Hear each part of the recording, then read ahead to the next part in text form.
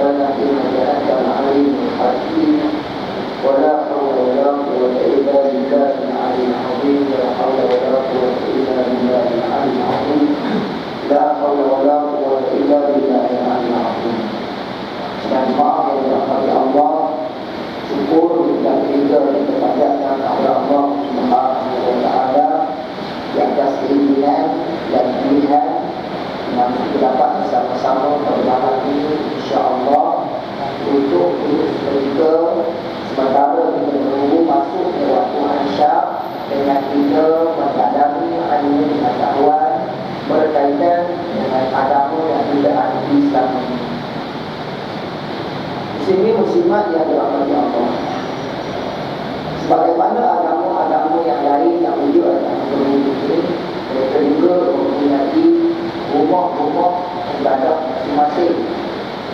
Mereka pergi ke rumah ibadah masing-masing, mereka melakukan solat secara yang mereka lakukan. Tetapi tuan-tuan, habis saja mereka sembahyang, mereka akan balik. Mereka tidak ada majlis-majlis pengajian sebagaimana kita buat majlis pengajian. Kerana dalam Islam tidak cukup sekadar dengan ibadah, tapi yang lebih penting ilmu berkait dengan ibadah kita. Jadi janganlah kita menjadi sebagaimana yang agama-agama lain yang sekadar datang sembahyang tapi tidak mahu untuk mendengar dan mutiara-mutiara kata yang diambil daripada Al-Quran dan Hadis yang insya-Allah amat bermanfaat kepada diri kita. Jadi insya-Allah tuan-tuan, pada malam ini saya nak sambung perbincangan kita berkaitan dengan buku yang ditulis oleh Dr. Al-Hayyan, yakni buku yang bertajuk Apa Artinya Saya Menganut Islam. Kita sampai kepada bab yang kedua, yakni bab saya mestilah Muslim daripada sudut ibadah. Saya mestilah Muslim daripada sudut ibadah. Perkara yang ketiga,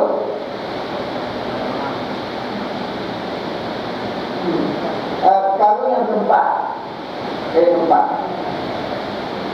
saya mestilah beribadah dalam keadaan sentiasa ingin menambahnya, tidak merasa cukup dan tidak kenyang. Kata terhadap kita, selaku seorang yang Islam daripada sudut ibadah, kena ada dalam diri kita satu perasaan, satu semangat yang mana bila mana kita melakukan ibadah ni tuan-tuan, kita tak boleh rasa kuat, tak boleh rasa cukup. Bahkan kita naklah rasa ingin sentiasa menambah dan menambah. Tidak rasa cukup dan tidak rasa kenyang. Muslimin yang dirahmati Allah sekalian, ibadah ni kerja kita. Sebagai seorang Islam, kerja kita beribadah. Jadi pengarang kita kata orang Islam yang sebenar-benarnya, dia mesti ada rasa tak kuat bila bekerja. Masuk seronok nak bekerja. Yang ni betul-betul orang kata buat pekerja yang cerdas. Hampir dah waktu kerja, kerja lagi buat overtime. Kerana apa? Seronok encik tak bayar gaji pun tak apa, sebab saya seronok bekerja. Muslimin muslimat yang dirahmati Allah, Islam memberi ruang yang cukup kepada mana-mana manusia untuk menjadi seorang yang mulia.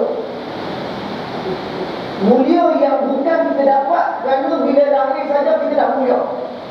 Mulia yang semua orang boleh dapat, selagi mana kita berkehendak untuk jadi orang mulia, yakni dengan kita memperbanyakkan ibadah kita, maka kita akan menjadi orang yang bertakwa, yakni orang yang mulia di sisi Allah Subhanahu wa Ta'ala. Sebab tu dalam Islam, amal ibadah ni kita boleh buat dalam apa jua situasi, dalam apa jua keadaan sekalipun. Dalam usaha kita nak meningkatkan kualiti dan kuantiti penghambaan diri kita kepada Allah Subhanahu wa taala. Yang ni adalah kita tengok macam mana para sahabat menunjukkan betapa seriusnya mereka ini dalam berlumba-lumba untuk melakukan ibadah. Kita tengok dalam banyak hadis, bila mana sahabat bila bertemu dengan Rasulullah sallallahu alaihi wasallam, mereka akan bertanya kepada Nabi, "Ya Rasulullah, apakah sebaik-baik amalan?" Macam contoh hadis yang kita ambil daripada Abdullah bin Mas'ud. Satu hari Abdullah bin Mas'ud ditanya kepada Nabi, "Ya Rasulullah, amalan apakah yang paling mulia ya Rasulullah?"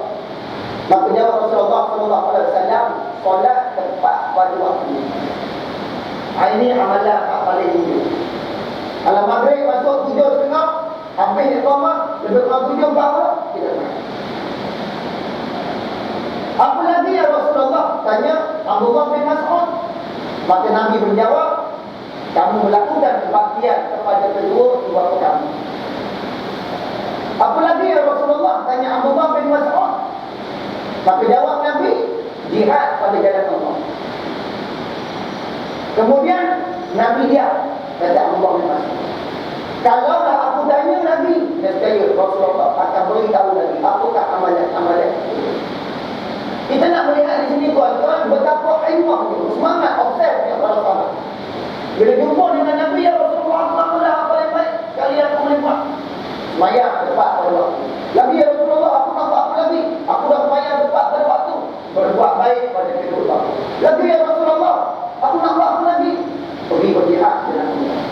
Ini menunjukkan betapa sahabat-sahabat betul-betul bersemangat. Maka layaklah para sahabat ini Allah beri ganjaran mereka berada pada syurga pada makam yang sangat tinggi di samping Rasulullah sallallahu alaihi wasallam. Bahkan tuan-tuan para sahabat ini juga dia menunjukkan sifat cemburu. Sifat cemburu yang berbunyi dalam Islam. Cemburu dalam melakukan ibadah.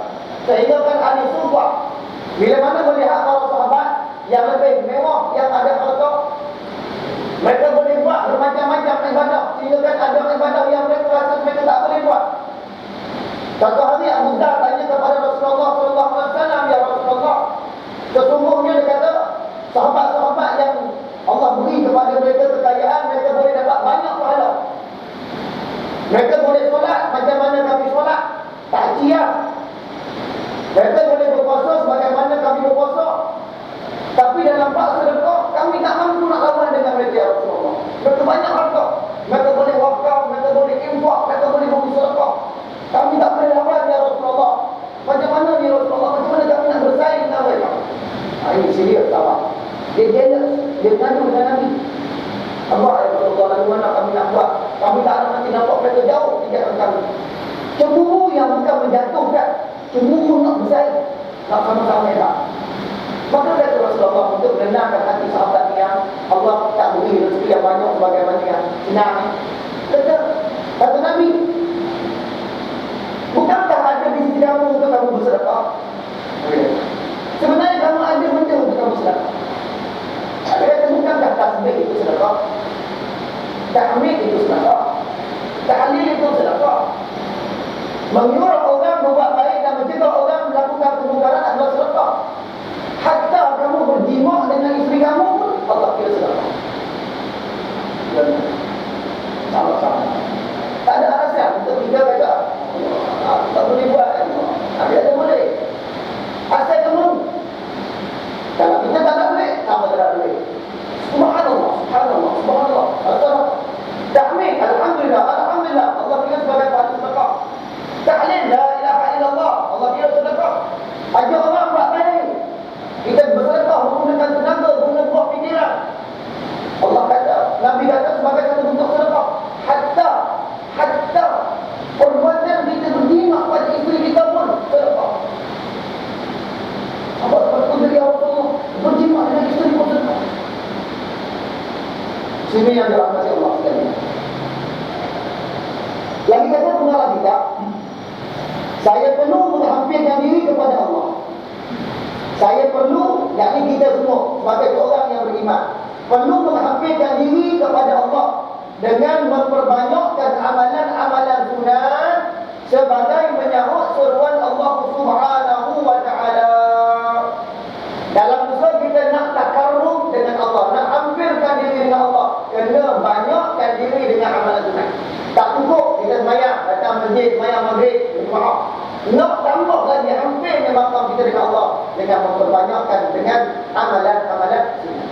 Sunat ni benda. Benda apa ustaz sunat ni? Kadang-kadang bila cikgu tanya budak-budak tanya pada cikgu budak sekolah rendah. Cikgu sunat ke apa cikgu? Oh sunat tu kalau buat tak apa, tak buat pun tak apa. Cikgu kita jawab pada budak sekolah rendah. Masuk sekolah menengah, budak-budak tanya cikgu, amalan sunat ni apa dia cikgu? Oh amalan sunat ni kata cikgu, amalan yang digalakkan kalau kita buat. Tapi kalau kita tak buat, tidaklah berdosa. Oh itu cikgu. Tapi bila sudah sampai kita di peringkat yang lebih kuasa, kita tidak boleh lagi memandang sunat pada pengertian yang seperti pengertian yang kita kata buat pun tak apa, tak buat pun tak buat, bukan berwajib, bukan sunat. Kalau begitu lagi tahap keimanan keislaman kita, macam kita Islam budak sekolah-sekolah. Kalau kita bapak dengan anak, bapak tak ada sunat dah, tak boleh buat lah. Bapak Islam tak macam mana, tak 30-40 tahun dalam umur, masih lagi Islam macam tu. Islam kita pada hari ini melihat bila mana kata perkara sunat, perkara yang memang siapa yang buat Allah beri ganjaran sangat besar. Tapi siapa yang tinggal Allah ubi sangat-sangat. Ini juga ni. Dah 60 tahun tak puasa sunat Syawal ke? Sunat je. Jangan rugi weh tak buat. Memang tak puasa. Tapi 60 tahun dah kita ni, 61 tahun belum tentu dah lepas. Awak tak buat rugi dah. Ada basah. Wah, ni. Nampak? Peringatan kita. Muslimin muslimat yang dirahmati Allah. Kalau kita melihat kepada perkara-perkara sunat, kadang-kadang kita bengok tu. Tak, sunat ni macam mana Ustaz? Banyak sangat benda sunat. Baik, sunat ni ulama letak keutamaannya bergantung kepada 4 perkara. Kadang-kadang kita confuse Ustaz. Saya nak buat apa Ustaz? Saya nak berzikir Ustaz, saya nak bertakmir Ustaz, saya nak buat apa kan Ustaz? Nak banyak benda sunat. Ulama meletakkan keutamaan benda sunat ini dia bergantung kepada 4 keadaan. Yang pertama, kalau kita nak buat benda-benda sunat ni, tengok pada waktu dia. Sebab pada waktu-waktu tertentu ada ibadat-ibadat sunat tertentu yang afdal kita buat berbanding dengan amalan-amalan sunat lain. Contoh, kita ambil contoh dalam bulan Ramadan, siang hari yang wajib berpuasa. Apa yang lebih afdal kita buat sunat pada siang hari? Banyakkan bersedekah, ikut bagaimana yang Nabi buat. Malam hari nak buat apa sunat bulan Ramadan? Bulan Ramadan afdalnya malam hari banyakkan dengan qiyamul lail, banyakkan dengan tadarrus. Waktu nak membuka puasa, apa yang perlu kita buat? Banyakkan berdoa. Sebab Nabi kata, antara 3 golongan yang Allah tak tolong, doa mereka yang doa orang yang berpuasa. Hari Jumaat contohnya, apa amalan yang paling afdal kita buat?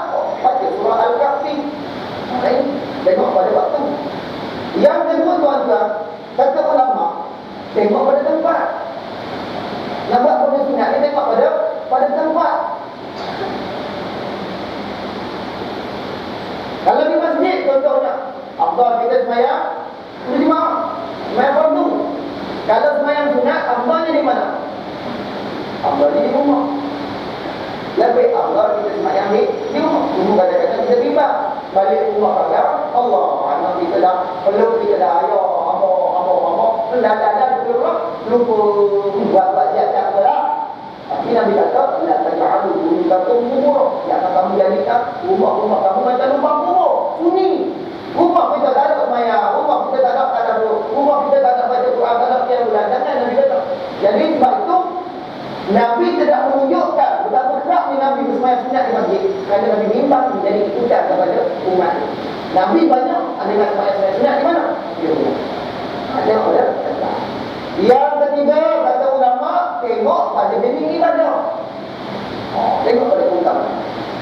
Contoh yang kedua, antara sembahyang, puasa, zikir. Sembahyang sunat, baca hadis. Sembahyang sunat, baca Quran dengan zikir. 3 ibadah. Kita nak buat apa? Nak sembahyang dulu, tak sembahyang ke? Nak baca Quran ke? Nak baca zikir. Antara 3 ni mana ada besar? Mestilah sembahyang. Nombor 2 baru jatuh baca Quran.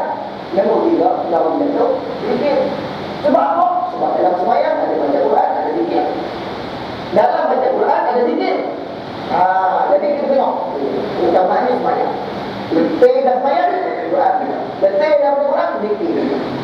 Nah, dan yang keempat, kata ulama, tengok kepada keadaan, situasi dan kondisi. Orang yang berbeza, lain amalan sunat yang afdal untuk dia.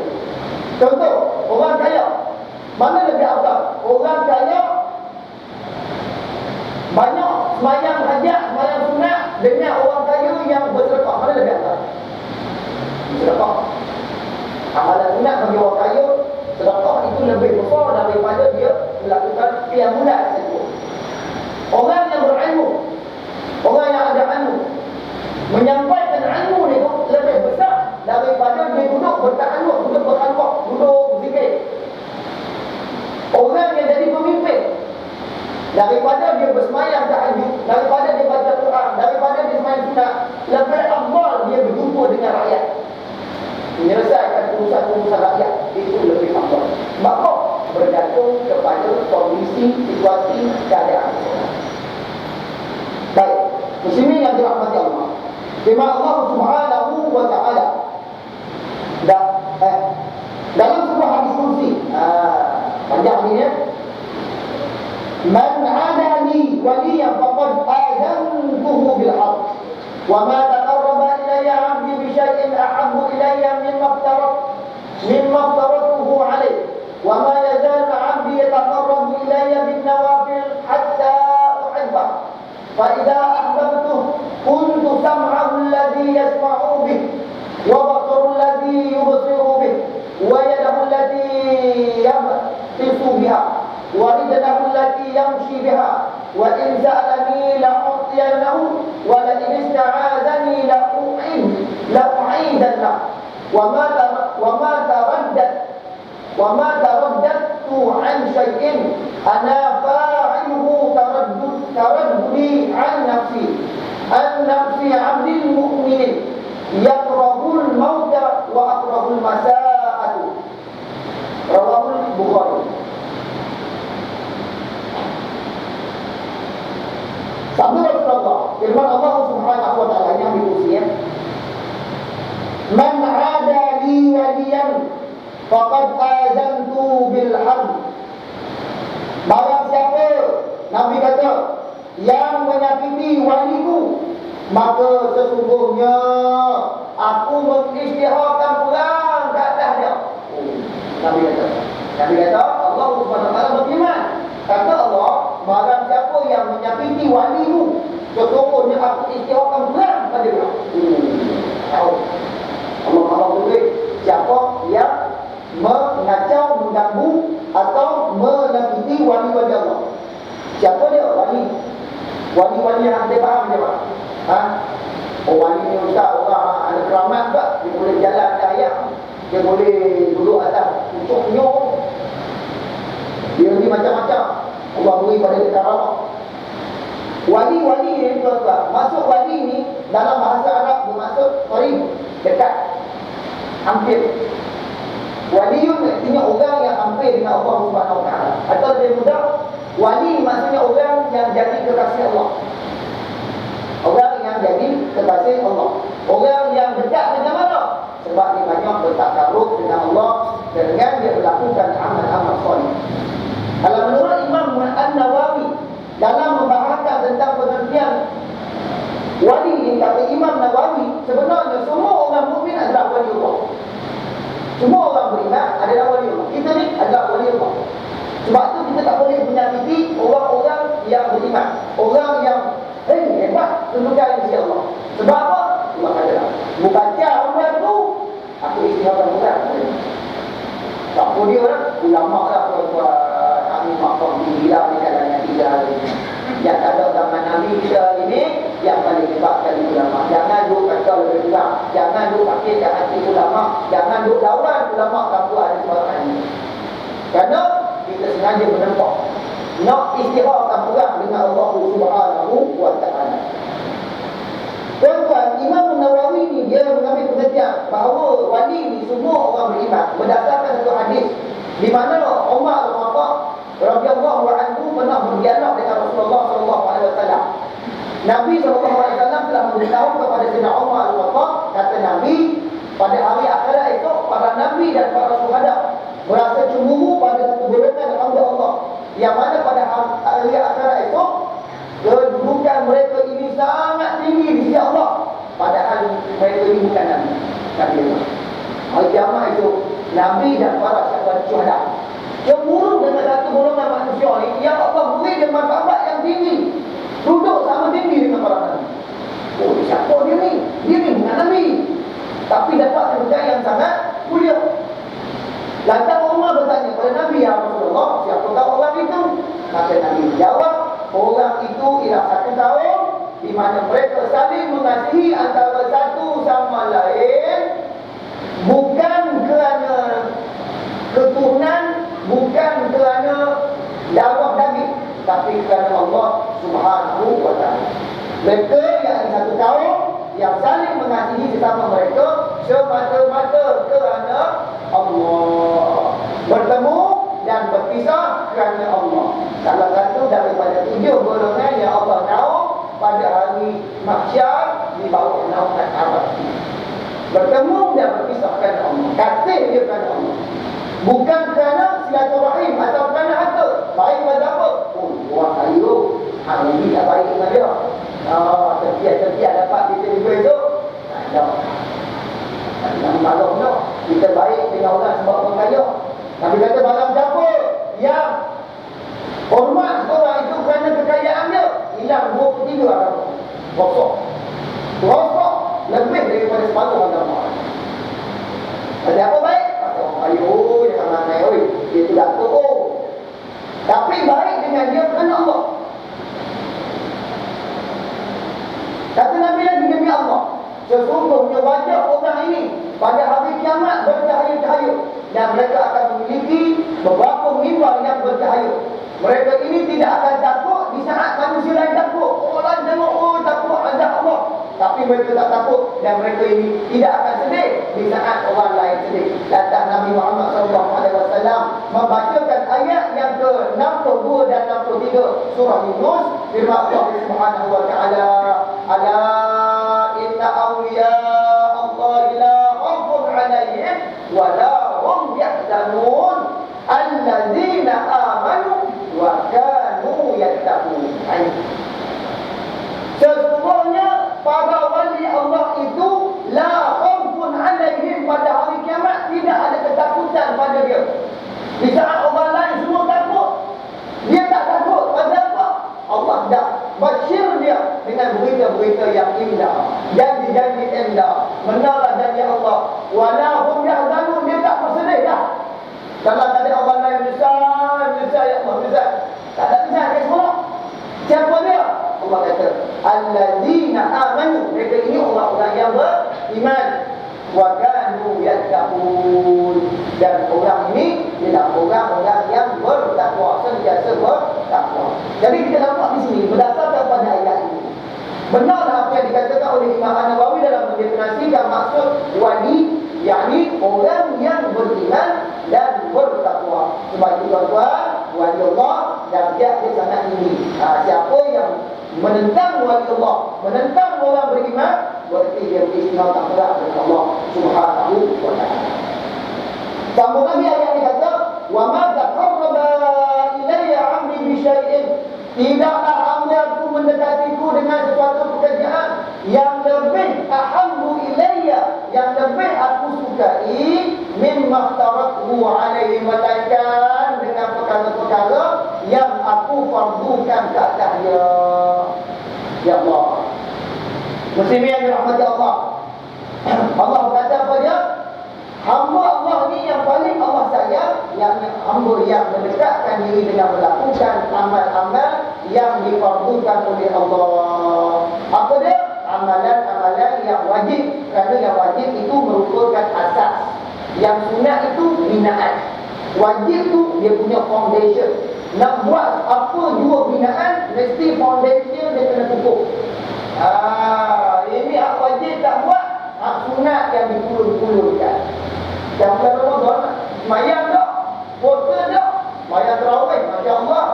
Semayang Jumaat tak pergi, tak, semayang raya, Masya Allah, penuh. Apa jadi pada binaan ni? Nampak santri ni, nak pasang pipa ni, nak pasang tingkap. Pun nak pasang tingkap lagu mana tiang tak ada.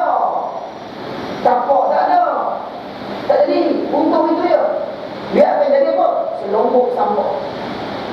Lombok ni nak mana? Nak macam tak ada biang langsung. Ini nak macam mana? Dah kali lombok punya kita sambok. Tak ada mana. Muslimin yang dirahmati Allah, sambung lagi, wa ma yazalu 'abdi, dan sentiasalah hamba-Aku itu mendekatkan, yataqarrabu ilayya, mendekatkan dirinya kepada Aku bin nawafil, dengan melakukan amalan-amalan sunat, hatta uhibban Allah. Ini baca. Orang yang nak mendapat cinta Allah kena banyak buat amalan-amalan sunat.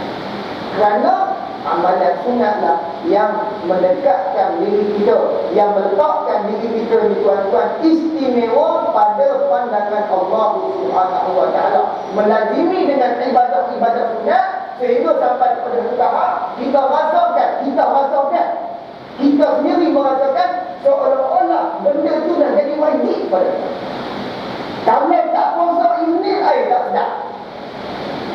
Kalau tak bangun qiyamul-lail, tak sedap.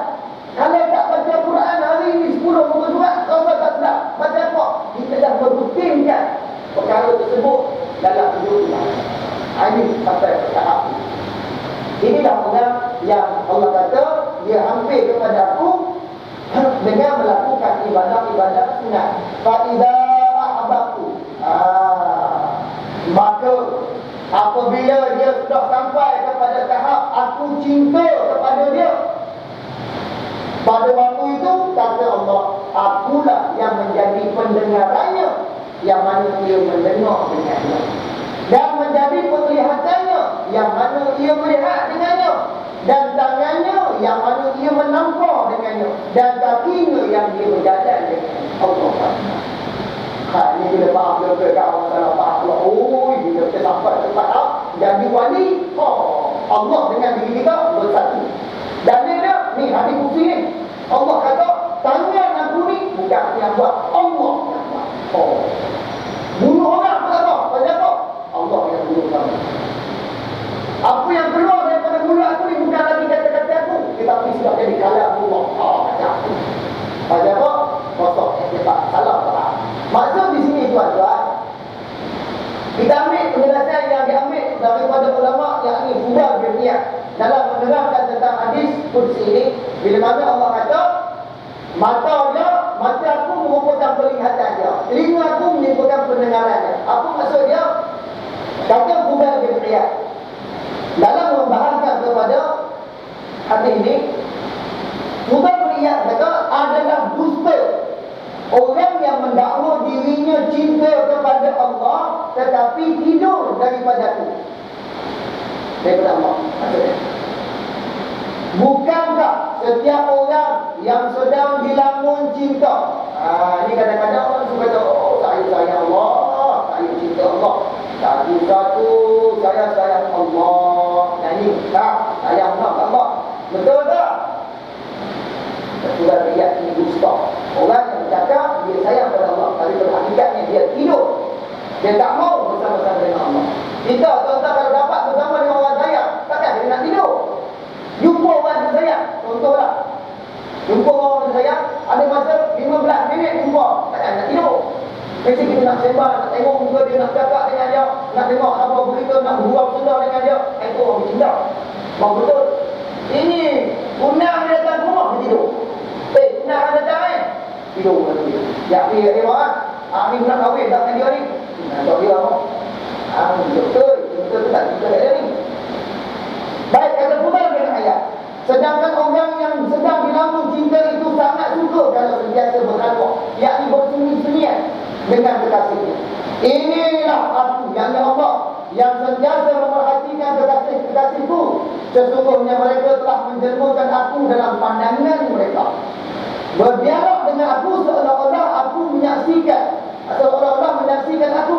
Bercakap dengan Aku seolah-olah Aku hadir dekatnya. Orang yang betul-betul sayang pada Allah, pandangan dia tak nampak Allah lagi. Dia cari redha Allah lagi. Dia tak maulah pandangan manusia ni. Ini orang betul. Dia tak mencari riak. Pandangan manusia, puji manusia tak orang. Dia berdialog Allah, dia bercakap dengan Allah. Dalam doa dia, waktu dia minta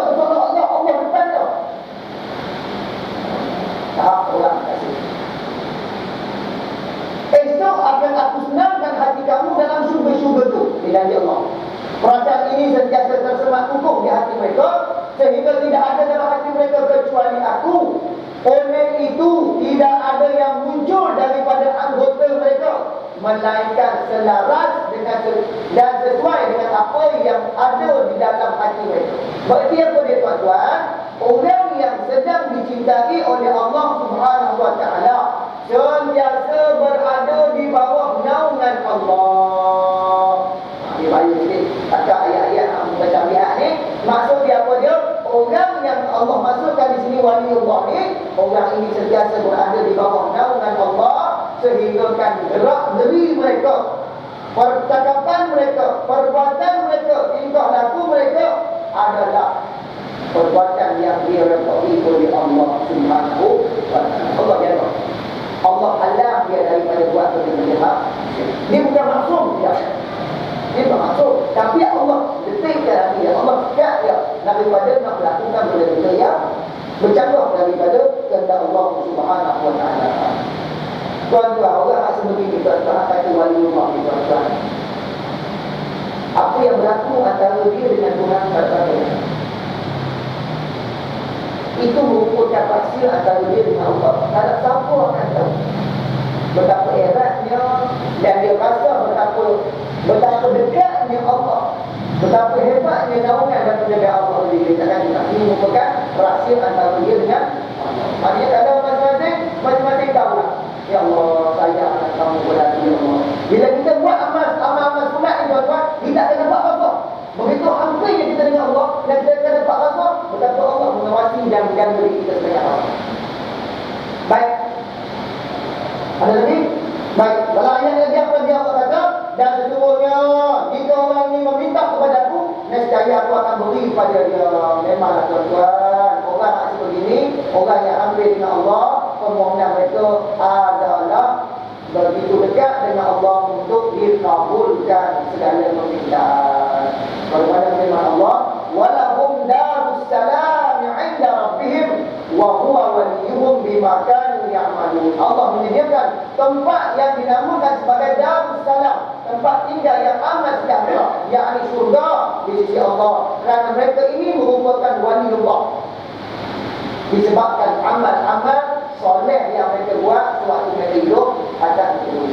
Tuan-tuan muslimat rahimahullah, kita ambil pengajaran dalam perkara yang keempat ni, dalam perkara yang keempat ni, sebagai seorang yang beriman kepada Allah, kita kena ingat amal sunat ni jangan kita pandang rendah dalam kita nak mencapai kepada maqam yang lebih mulia di sisi Allah. Tak cukup ustaz dengan ibadah fardu cukup, insya-Allah cukup. Mana Nabi ada kata pada sahabat, kalau kamu beriman pada Allah, kamu berpuasa, kamu melakukan apa, cukup. Tak boleh cukup. Tapi tuan-tuan, kita kena banyakkan dalam kehidupan kita hari ini. Di samping kita buat banyak amal ibadah, banyak duduk dosa yang kita buat. Banyak duduk dosa yang kita buat. Esok bila di hadapan Allah Subhanahu wa taala kita bimbang. Sebab kita tak payah nak bimbang dah. Tak payah nak balik semula dah. Kita bimbang bila Allah tolak campur Allah. Jadi bagaimana yang Nabi kata, tahukah kamu siapakah dia orang yang bankrupt? Allah. Jadi insya-Allah dengan adanya amalan-amalan sunat ni, dia akan menambah. Apa yang orang ambil tu program ada takut. Taklah selesai. Aduh. Yang kedua tuan-tuan, amalan sunat ni kita buat sebab apa? Sebab kita nak hapuskan dosa-dosa kita. Kita banyak buat dosa. Pernah ketika seorang sahabat bertemu dengan Rasulullah SAW. Dia kata dengan Nabi, ya Rasulullah, aku telah cium seorang perempuan. Dia kata, dia kata Nabi, saya cium perempuan. Dalam hari ini tuan-tuan, memang kita tuan student jumpa dengan kita lah. Ustaz, apa? Konyol sangat ni. Saya cium bunda, saya cium perempuan. Dia takut. Siapa dia? Isteri kamu ke? Tak. Perempuan tu tak halal bagi saya. Tapi Nabi kata pada dia, Allah Subhanahu wa taala ada berfirman, wa aqimis shalah tarafatin nahari wa zulfan minal lail. Innal hasanati yudhibna as-sayyi'at. Sesungguhnya perbuatan-perbuatan yang baik itu akan menghapuskan dosa-dosa yang kamu lakukan. Maka tanya pemuda ni, ya Rasulullah, ayat ni, ayat dalam surah Hud ayat 114. Adakah Allah turunkan ayat ini semata-mata pada aku ya Rasulullah? Lepas aku cium perempuan ni, Allah kata kamu kena banyak buat amal-amal baik supaya amal baik kamu tu boleh menghapuskan dosa-dosa kamu tu. Ayat itu tak aku saja ya Rasulullah. Jawab Nabi kata kepada seluruh umat aku.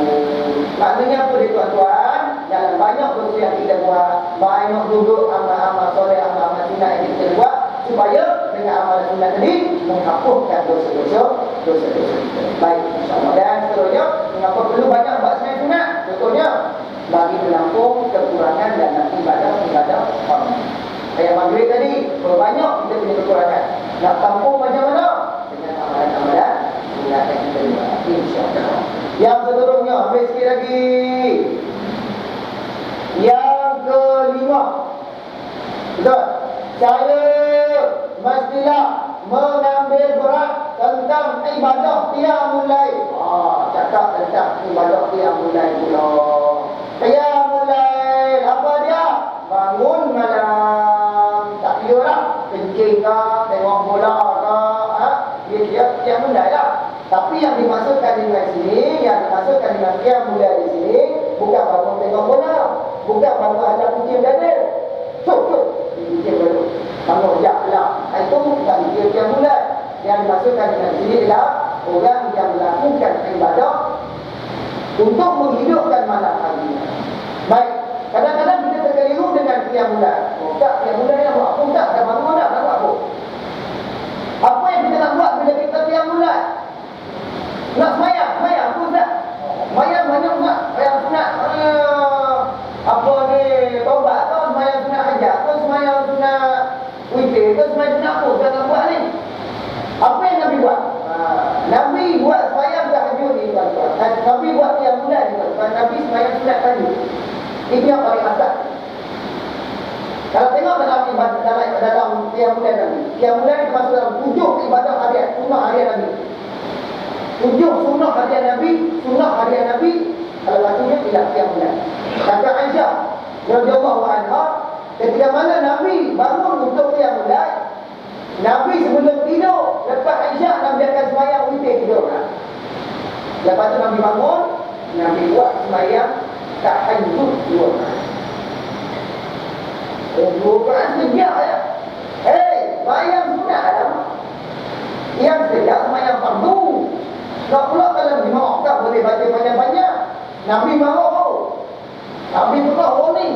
Dia dapat aduan ada seorang sahabat baca panjang-panjang. Saya sampai tinggal kena mufarakah. Saya nak pergi kerja ni. Saya lama sangat terima ni. Betul.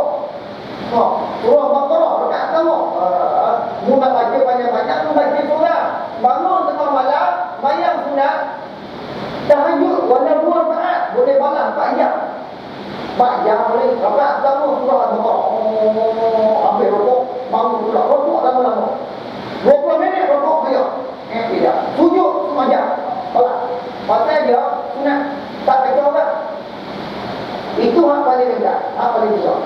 Yang penting bangun sembahyang sekurang-kurang ni 2 rakaat. Larat lebih, buat 8 rakaat. Tak boleh 2 buat 4, tak boleh 4 buat 8 rakaat. Lepas 8 campur dengan witir jadi 11.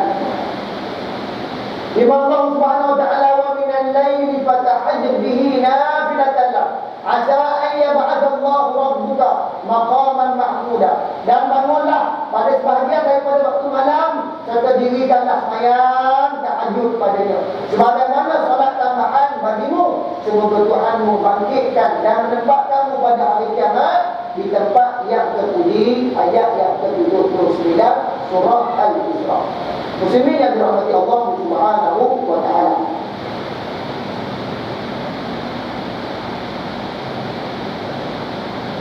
Mengapa kita kena bangun qiyam mulai? Rupa-rupanya qiyam mulai ini melatih diri kita. Kata saudara, ibadah qiyam mulai bangun malam dan latih diri. Bangun malam dan latih diri untuk melakukan qiyam mulai sehinggalah sampai kepada tahap kita jadi biasa bangun malam. Dah bangun kerja. Tak bangun sunat. Macam kita lah, anak-anak kita masa mula-mula bangun sahur. Hari pertama, hari kedua dia masuk minggu kedua, jangan dah. 3 jangan dah. 4 jangan dah. Lepas tu masuk hari raya, ayah dah bangun sahur. Sahur apa je? Raya dah hari ni. Oh itu. Jadi mati. Nah. Sebab tu kita kena biasakan. Sebab tu pun ada apa dalam surah Al-Muzammil. Firman Allah SWT, A'udzubillahi minasyaitonir rajim. Ya ayyuhal muzammil, qumil laila illa qalila.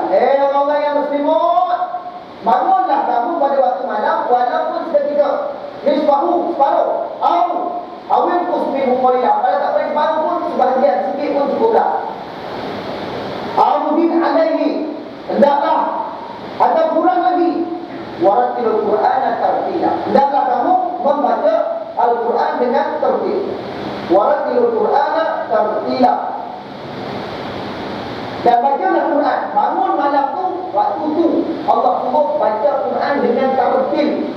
Tuan-tuan, siang kita baca Quran lagi, habis sembahyang zuhur tak tertil. Tapi bila waktu malam kita baca mungkin satu muka surat je. Tapi setiap ayat yang kita baca, kita tengok satu-satu mendalam. Sambil kita membaca, kita berhenti sekejap, mikir. Allah kata, saya teringat ada satu rancangan TV tentang hijrah artis. Ada satu artis perempuan yang nama dia apa? Nia Lopa.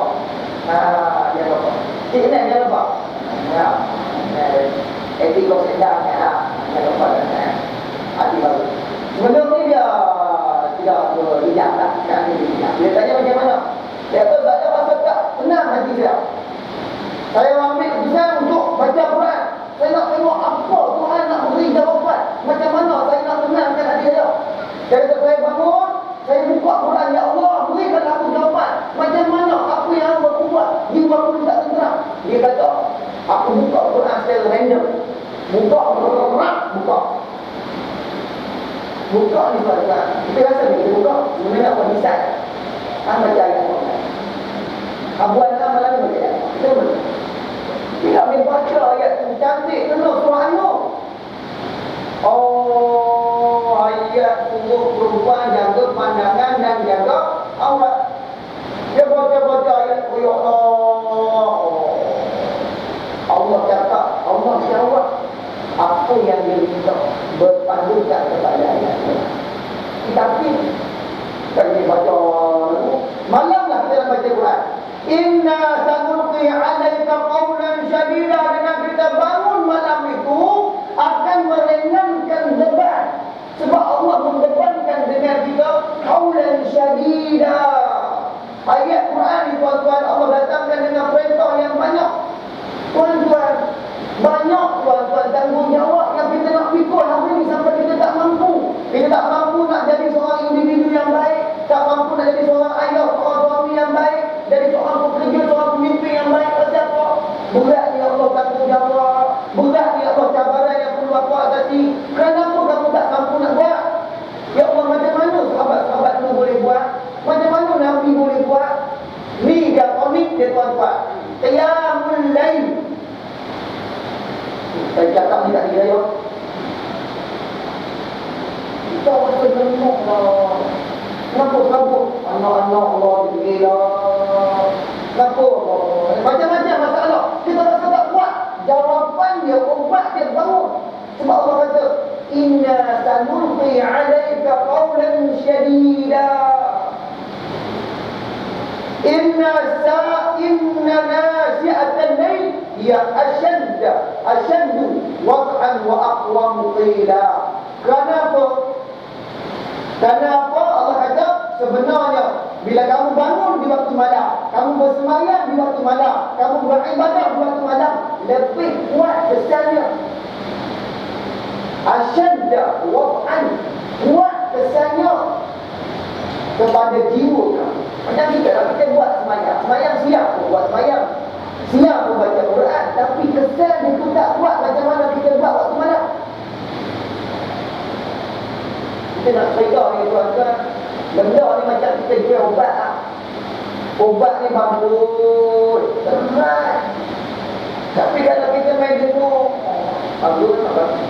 tak buat, tak makan, tak praktis, tak amal, kita takkan rasa tu. Itu. Kalau kita ngaji dengar, kali tak buat, takkan rasa. Cuba. Cuba malam ni, tak. Lazim, dia lazim. Lazim diri supaya lazim buat yang bulan. Bukan sekali kita buat masjid, buat yang bulan. Oh, baru dah tak. Jadi, tu sekadar kita nak bila cara berdoa. Kita kena buat lazim cara bersendirian. Lazim dia tiap malam. Tak payah lama. Dapat 10 minit jadi lazim dulu. Lepas tu baru tambah. Dapat rasa manis, dapat rasa sedap. Sebab tu tuan-tuan kalau kita lihat,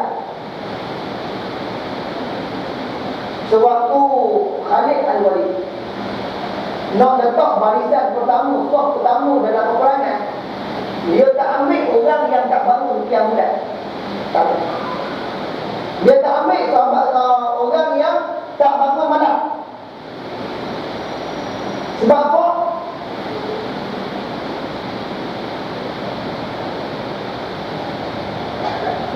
Sebab bila orang ni tak bangun malam, tuan-tuan, jiwa dia tak kuat. Dia akan tetap takut. Sebab itu bila kita tengok orang yang sembahyang, jiwa dia kuat. Sebab ayat ini, ya ayyuhal muzammil qumil laila illa qalilan nisfahu aw inqus minhu qalilan. Orang yang sembahyang malam ni walaupun sedikit, jiwa dia kuat. Nak letak pada saf depan, kena orang yang jiwa kuat. Kalau main dinding tak sembahyang, tak ada kuat, tengok ni tekan, tengok musuh ramai, tak dulu tak ambil. Torik bin Ziyad, kena bilang. Torik bin Ziyad, waktu dia nak pilih tentera, nak buka Andalus di Spanyol. Dia buat tak? Ni nak apa ni? Siapa daripada banyak sampai sekarang yang ada meninggalkan solat fardu minta tepi, dia kata. Wahai tentera, ni kita nak pergi ke Spanyol ni, kalau ada di kalangan kalian yang ada tinggal sembahyang fardu, start daripada balik ke hari ni, minta tepi. Pasal apa? Pasal kalau aku bawa juga, kita menempah mau, kita menempah kekalahan. Minta tepi. Orang yang ada tinggal sembahyang atau kodok lagi, bakal lagi. Kata lagi, tarik dia, siapa di kalangan kamu yang tinggal ni yang pernah meninggalkan sunat ba'diyah dengan sunat qabliyah? Allah. Pernah tinggal tapi gede. Tak pernah tinggal sembahyang, tak pernah tinggal sembahyang sunat qabliyah dengan ba'diyah. Tak pernah tinggal sembahyang fardu, tak pernah tinggal sembahyang sunat. Kata lagi boleh media. Ni hak tinggal ni, tolong abang. Siapa di kalangan kalian yang tidak pernah tinggal sembahyang tiap mulai, mari ikut aku, kita pergi buka Andalusia. Ni hak kelompok kecil ni tuan-tuan, bila sampai saja di Andalusia, Torik bin Ziyad bakar sampai.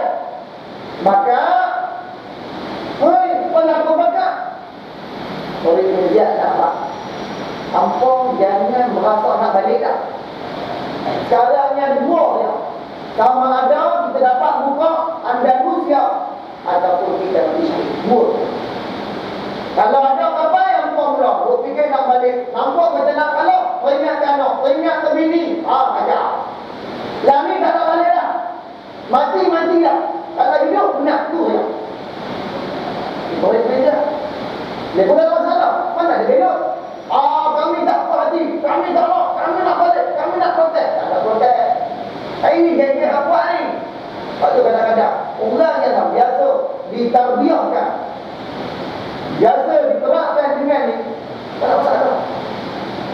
Jemaah yang telah ditarbiahkan ini, tak ada masalah. Dia tak belok, tak ada isu belok. Dia demi tak berapa nak rumah ni, aku belok. Dia cerita, mana boleh? Kita jawab, pasal malam kosong. Tapi tuan-tuan, kadang terbiak, kadang ikut tamri, tak buat lazim dengan qiyamul lail. Kata ulama Allah berkata, macam kereta tak ada tayar 3. Satu tayar dipanjat, 3 tayar dia dulu. Boleh jalan tak kereta? Boleh. Tak biar lagi dulu. Kalau sekarang tangguh. Buat yang mudah penting. Pak saya berfungsi boleh. Sini yang dirahmati Allah sekalian. Tapi saya lihat dia sembilan terbukti insya-Allah. Allah juga menerangkan sifat hamba-hambanya yang beriman.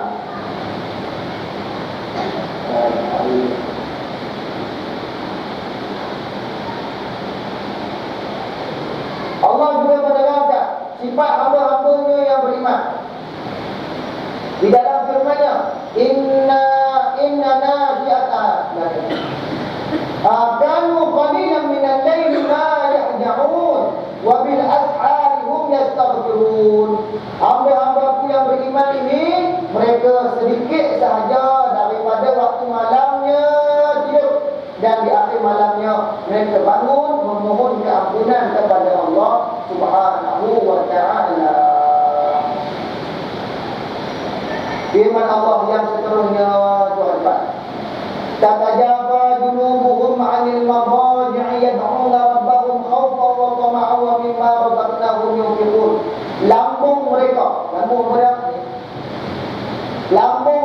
jauh dari tempat tidur, sedang mereka berdoa kepada Tuhannya dengan rasa takut dan harap, dan mereka menafkahkan sebahagian daripada rezekinya yang kami berikan kepada mereka. Ayat yang ke-16 surah Al-Baqarah. Ni innama yu'minu bi ayatina alladziina idza dzukkiru biha kharru sujadan wa sabbahu bihamdi rabbihim wa hum la yastakbirun. Ayat ini nak menerangkan tanda-tanda orang hamba-hamba dia yang beriman yang sujud pada waktu malam. Lambung tatajafa junubuhum 'anil madaji'. Lambung mereka ni pada waktu makan step dia. Kita nak tokat di mana hilang roda enjin dengan aircon. Step dekat rumah sekarang.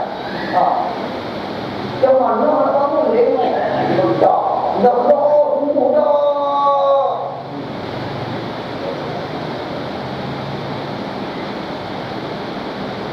Orang yang beriman tidur dia sekejap je.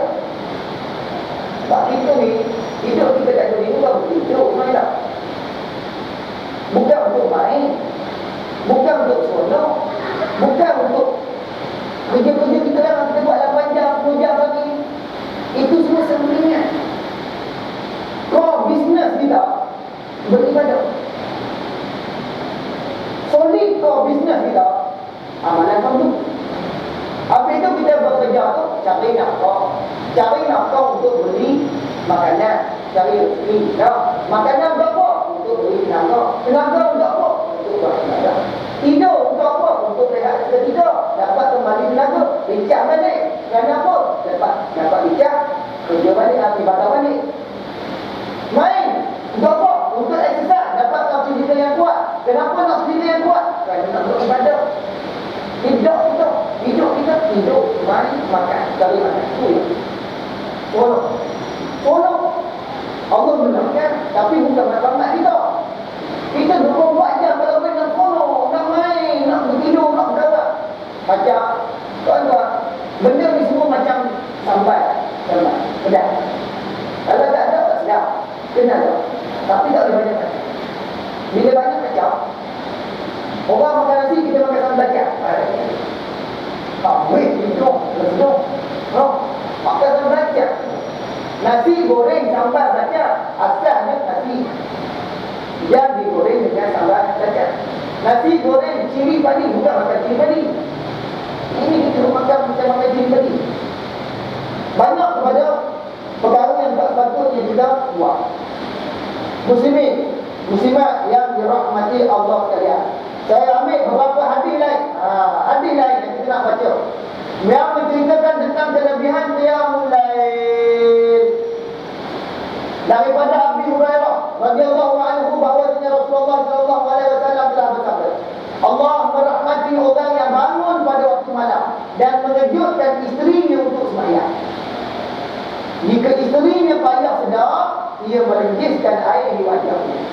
Dan Allah merahmati isteri yang bangun pada waktu tengah malam untuk bersembahyang dan mengejutkan dah sama-sama beribadah.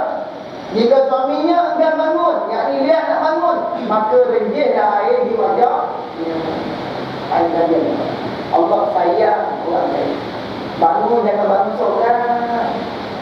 Bangun kerja sikit. Bangun dia semayang tak? Tak apa bangun. Nak hari ni kerja banyak awak. Kerja ayat. Dan kalau isteri bangun, tinggal suami. Tak ada dulu. Dalam hadis lain Rasulullah sallallahu alaihi wasallam bersabda bahawasanya keutamaan sembahyang malam dari sembahyang siang adalah seperti keutamaan bersedekah secara senyap-senyap dari bersedekah terang-terang. Orang sembahyang sunat siang berbanding dengan orang sembahyang sunat malam, beza dia macam mana? Macam orang sedekah terang-terang ni, cek saya bagi sumbangan 10,000 untuk pembinaan masjid imam. Itu orang sembahyang siang. Kalau orang sembahyang malam, letak 10,000 dalam envelope, letak dalam tabung. Siapa pun tak tahu, nama pun tak tulis, hamba Allah pun tak tulis. Buat apa? Allah datang. Alhamdulillah. Baik, alhamdulillah. Bagi terang-terang dengan fotografer semua ada. Pasal apa bagi terang-terang ni? Oh, kalau boleh ada mesti tak mesti. Pasal apa mesti? Ya, nak ni elokkan tiket, income tax. Oh, itu bagi terang-terang. Bagi malam-malam ni senyap-senyap ni. Ya. Danlah ni yang lain. Sebagainya.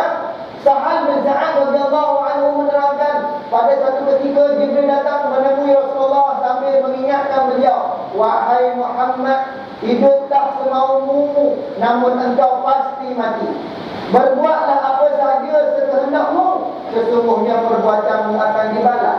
Cintailah dua siapa yang engkau mahu, namun engkau pasti berpisah dua dengannya.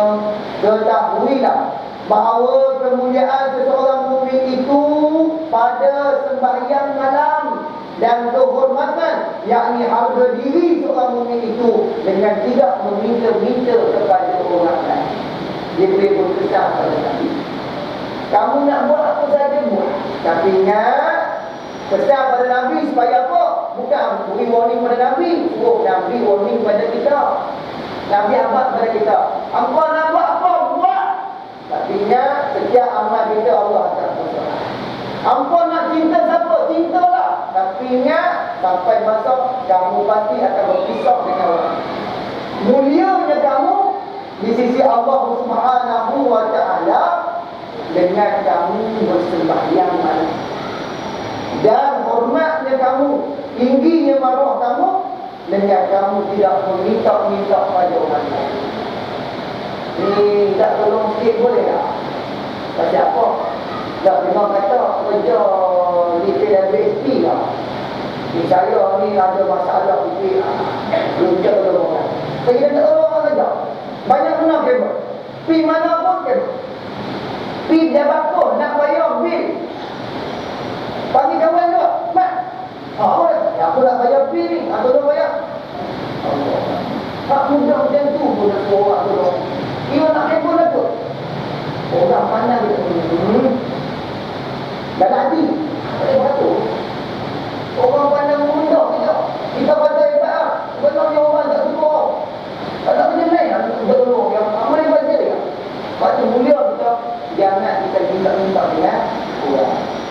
Dan dia ada amalan sunat-sunat yang baik dikerjakan antara lain qiyamul lail, sembahyang duha, sembahyang tarawih, puasa pada Isnin dan Khamis, puasa pada hari Arafah, puasa pada hari Ashura, puasa 6 hari dalam bulan Syawal, 3 hari pada setiap tengah bulan. Ini puasa putih. 13, 14, 15.